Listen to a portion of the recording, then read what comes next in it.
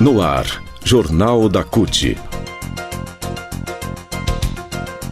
Notícias. Giro sindical. Direitos. Mundo do trabalho. Política. Economia. Saúde.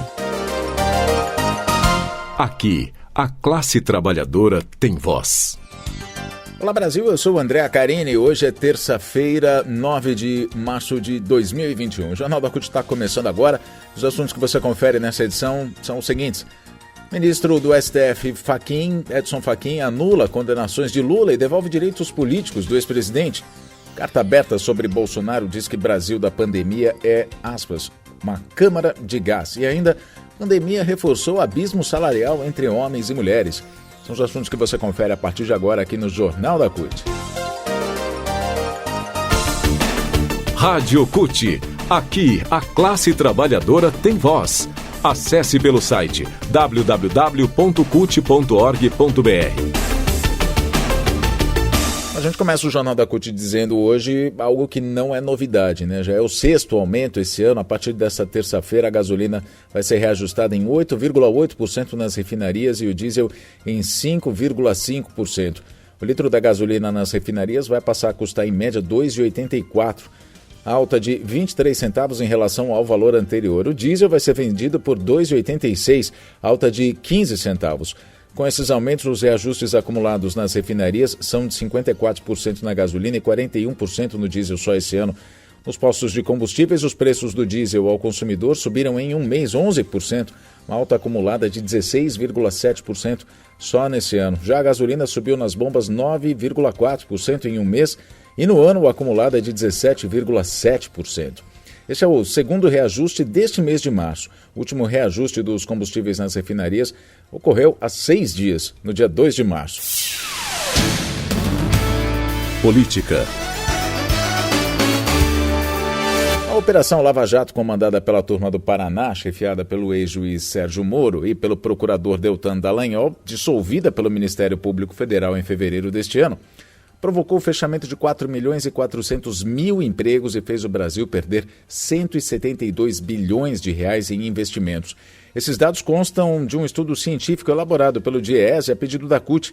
O estudo foi desenvolvido durante um ano e é o primeiro a usar dados oficiais da Lava Jato e estatísticas consolidadas da área econômica. O presidente da CUT, Sérgio Nobre, vai dar uma entrevista coletiva online hoje, terça-feira, a partir das 2h da tarde, que vai ser transmitida nas páginas da CUT, o portal CUT, o Facebook e também o YouTube. O valor que deixou, claro, sobre esse assunto, o valor que deixou de ser investido no país por causa da Lava Jato equivale a 40 vezes os 4 bilhões e 300 milhões que o Ministério Público Federal diz ter recuperado com a operação, de acordo com a colunista Mônica Bergamo, da Folha de São Paulo. A colunista ainda diz que com isso os cofres públicos deixaram de arrecadar 47,4 bilhões de reais em impostos, sendo 20,3 bilhões em contribuições sobre a folha de salários. Esse estudo do DIEESE, que desenvolveu a metodologia específica para fazer a análise, denuncia o ataque da Lava Jato a empregos e investimentos e mostra o impacto desastroso da operação no mercado de trabalho e na economia. Então, hoje, 2 da tarde, Sérgio Nobre fala sobre esse assunto em uma entrevista coletiva que você pode acompanhar no portal da CUT, no Facebook da CUT, CUT Brasil, e CUT Brasil também no YouTube.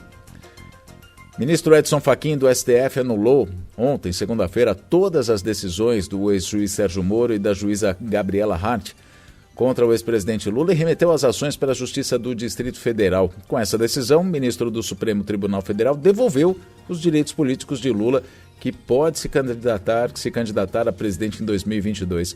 Fachin declarou a incompetência da 13ª Vara Federal de Curitiba para julgar 4 processos que envolvem o ex-presidente Lula no âmbito da Operação Lava Jato, que perseguiu até conseguir prender Lula sem crime e sem provas para impedi-lo de se candidatar nas eleições lá de 2018. Essa decisão, na verdade, diz que não era competência da 13ª Vara Federal de Curitiba julgar os casos de Lula porque não tinham ligação, não houve provas de que houvesse ligação direta com a Lava Jato. Esses 4 processos que voltaram para a Justiça do DF são os casos do Triplex e do Sítio de Atibaia, o do Instituto Lula e o de doações para o Instituto. Notícias. Na semana em que o Brasil registrou um aumento de 11% nas mortes por Covid-19 e superou a marca de 10 mil óbitos em apenas 7 dias, totalizando mais de 265 mil vidas perdidas para a doença, religiosos, sindicalistas, artistas, intelectuais divulgaram uma carta aberta criticando de maneira veemente, muito forte, a atuação do presidente Jair Bolsonaro no combate à pandemia. O presidente da CUT, Sérgio Nobre, além de artistas como Chico Buarque, Zélia Duncan e presidentes das centrais sindicais, assinam esse documento, na verdade, né? Além do padre Júlio Lancelotti, coordenador da Pastoral do Povo de Rua, o teólogo Leonardo Boff, Dom Mauro Morelli, o bispo emérito Duque de Caxias, do Rio de Janeiro. Trecho do documento diz: o descaso com a vacinação e as medidas básicas de prevenção, o estímulo à aglomeração e a quebra do confinamento, aliados à total ausência de uma política sanitária, criam o ambiente ideal para novas mutações do vírus e colocam em risco toda a humanidade.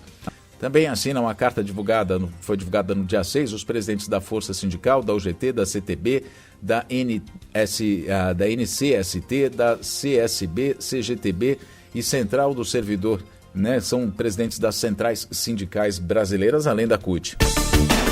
Rádio CUT. Aqui a classe trabalhadora tem voz. Acesso pelo site www.cut.org.br. Agora, Mês Internacional da Mulher. Um estudo realizado pelo DIEESE, Departamento Intersindical de Estatísticas e Estudos Socioeconômicos, mostra que a crise econômica e social agravada pela pandemia do novo coronavírus, Covid-19, reforçou a desigualdade entre gêneros no mercado de trabalho. Além de serem mais afetadas com a perda de postos de trabalho, as mulheres ganham em média 20% menos do que os homens. Em 2020, a remuneração média das mulheres foi de R$ 2.191. Para os homens, foi de R$ 2.694, a média nacional. O maior abismo salarial entre homens e mulheres foi encontrado no estado do Mato Grosso do Sul, onde o salário delas representa 65,4% do que ganham os homens.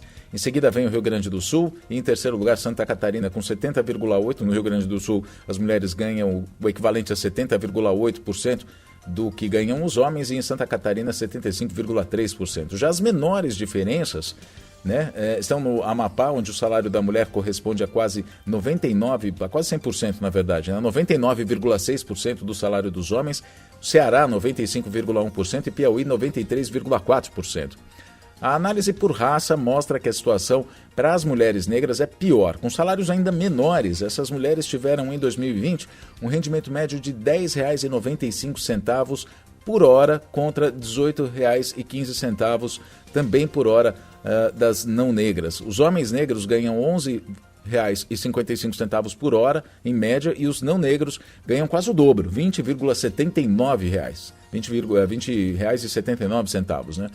A taxa de desocupação feminina no terceiro trimestre de 2020 ficou em 16,8%, percentual maior que no mesmo período de 2019, que era 13,9%. Eram 41 milhões e 200 mil mulheres ocupadas no país em 2019. Em 2020, o número caiu para 35,5 milhões, ou seja, 5 milhões e 700 mil mulheres a menos no mercado de trabalho. A situação não é muito diferente também, as informais, aquelas sem carteira assinada, sem direitos, o salário, sem 13º salário, o número caiu de 13 milhões e meio para 10 milhões e meio de trabalhadoras informais, né? Aí você pensa, diminuiu o número de informais, isso é um dado bom? Não é bom, porque o que significa isso é que mais 3 milhões de mulheres ficaram sem, inclusive, o trabalho informal e sem a renda, né? E nesse contingente não estão incluídas as trabalhadoras domésticas. Só em 2020, cerca de 1.600.000 mulheres da categoria perderam o emprego. A economista e pesquisadora do DIEESE, Patrícia Pellatieri, responsável pelo levantamento, diz que os resultados refletem um agravamento da situação de pobreza e exclusão social no Brasil. E diz ainda que no cenário doméstico a situação não é diferente. Ela diz: em casa a desigualdade persiste, a responsabilidade pelas tarefas domésticas e os cuidados familiares ainda recaem muito sobre elas, mostrando que persiste o desafio de melhorar o compartilhamento das atividades. Esse conceito de que as mulheres são as responsáveis pelos afazeres domésticos, né, que é um conceito retrógrado, afinal a responsabilidade tem que ser de todos, ele é confirmado pela secretária da Mulher Trabalhadora da CUT, a Junéia Batista. Ela aponta essa característica que é machista e patriarcal como principal fator para a desigualdade entre homens e mulheres. A Junéia diz o seguinte: historicamente, a sociedade delega à mulher a responsabilidade do cuidado com a família, com os filhos, com os idosos, com a casa. Então ela assume um papel que deveria ser da sociedade e do Estado. E ainda por cima é punida por isso, tendo salários menores e maior vulnerabilidade no mercado de trabalho. A Junéia diz ainda que na hora de contratar, demitir e definir o salário, o fato de ser mulher pesa muito. O salário é menor porque o homem sempre vai ser considerado mais disponível para o trabalho. Na hora de contratar, a mulher tem mais dificuldade de uma colocação por ter que dividir a sua jornada com a responsabilidade familiar. E na hora de demitir, o patrão junta todos esses fatores para eleger a mulher como dispensável. Enquanto não houver políticas públicas que garantam liberdade, acesso e permanência no mundo do trabalho, não vai haver igualdade e a sociedade vai continuar sendo excludente. É o que conclui a Junéia Batista, secretária da Mulher Trabalhadora na CUT. O Jornal da CUT fica por aqui. Muito obrigado pela sua companhia. Nós nos falamos na próxima edição. Até lá!